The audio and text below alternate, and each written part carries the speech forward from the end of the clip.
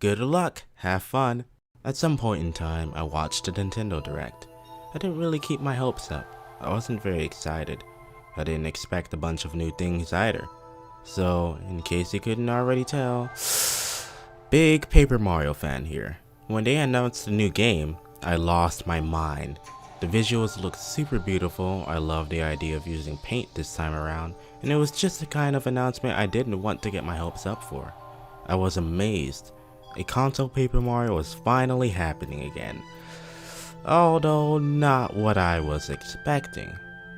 Now, I'll start off by saying that I'll keep an open mind about this game in general, and will continue to look forward to future information. We know very little about it. We don't know what will be in the final version, and there's just barely enough to speculate about. However, being a Paper Mario enthusiast, that's not enough for me. I'm pretty eager to talk about it. I will briefly describe some of the stuff that I noticed, then give you my current thoughts and predictions. Let's start. This place looks like Rogueport. Neat. Battle cards work similarly to stickers. You have a variety to choose from. You have a slot to use one, consume some paint to use it, and then it's gone. My guess is that you can increase them by roulettes or something else. This is the name of a sticker from the previous game, by the way. You can also buy cards like stickers. Things from Sticker Stars are back and will likely function similarly in and outside of battle. Your new Tippy/Kirsty is a paint bucket. You have to peel off Bowser tape. Bowser might be the main villain again somehow. Either way, he's probably involved in this. I think I know why the paint is disappearing. You save toads with paint, presumably not by peeling them off surfaces or playing hide and seek. This looks like a red star from Super Mario Galaxy. I guess these are the crystal stars of the game, representing different colors.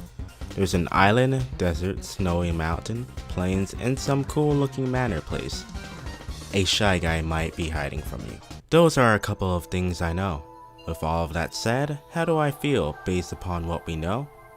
Somewhat excited, a bit hopeful, and a bit disappointed. I really like the direction we're going with the whole paint thing. I also can't get over how beautiful this game looks. However, we don't seem to be going the immersive story route with tons of unique characters and locations and whatnot. It seems to be following the path of Sticker Star.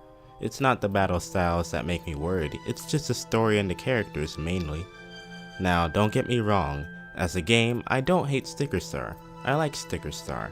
I definitely don't love it, but I like it. However, as a Paper Mario game, it's definitely not my cup of tea. I'd hate for this one to turn out the same way. Having played the Thousand Year Door and Super Paper Mario, it's hard for me to really see why we'd go any other direction in terms of story and characters, and just simplify it all. To take a quote directly from Sticker Star's Iwata Asks, it was stated that there were two main things that Miyamoto-san said from the start of the project. It's fine without a story, so do we really need one? And, as much as possible, complete it with only characters from the Super Mario world. One thing that did confuse me, and still does, however, is we did a survey over the Super Paper Mario game in Club Nintendo, and not even 1% said the story was interesting, which sounds pretty nuts. Check out any forums or YouTube comment sections on this whole Color Splash game. The responses to it are generally negative, and rest assured, some of my reasons are generally addressed as well. I'm not opposed to new things, however, I simply hope that this game doesn't follow what Sticker Star did, but the amount of hope that I have is fairly small. Even if it does, I'm sure the game can still be fun, but it wouldn't feel like the Paper Mario games most of us were used to, the ones that we have grown to love.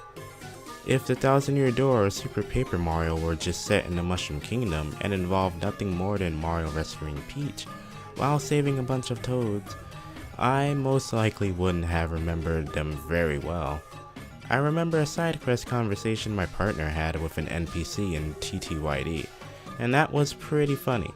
I remember the freaky Ruby addict in Super Paper Mario, as well as trying to manually pay off my debt to leave the mansion.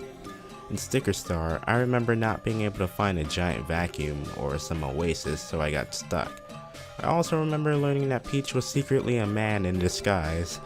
For the most part, I value those experiences, but I'd much rather like to lean towards the first two with new characters and new stories. Case in point, I'd very much appreciate it if Nintendo continued to explore different ideas with both the story and characters of the Paper Mario series. Heck, I doubt many would complain if you brought back a bunch of old-time favorites. However, simply lingering in what the Mario world already has to offer leaves me at a dissatisfaction. Perhaps Color Splash has those qualities and we just haven't seen them yet. Perhaps I might have made a really accurate prediction that it'll be more akin to Sticker Star somehow. I don't know. However, whatever the case, please consider returning to Paper Mario's really awesome roots, Nintendo. That's new door. I'm pretty certain that a new Paper Mario game very similar to the previous ones, just with its own unique qualities, would bring in a lot more players. Just a guess. For those of you that haven't played Paper Mario, or generally don't get the praise, I highly recommend checking out any of the first 3 games. If you'd like to start off with Sticker Star, that's also fine, but it wouldn't particularly reflect where most of the love of the franchise comes from. Anyway, that's it from me. Thanks for watching, I'll see you next time.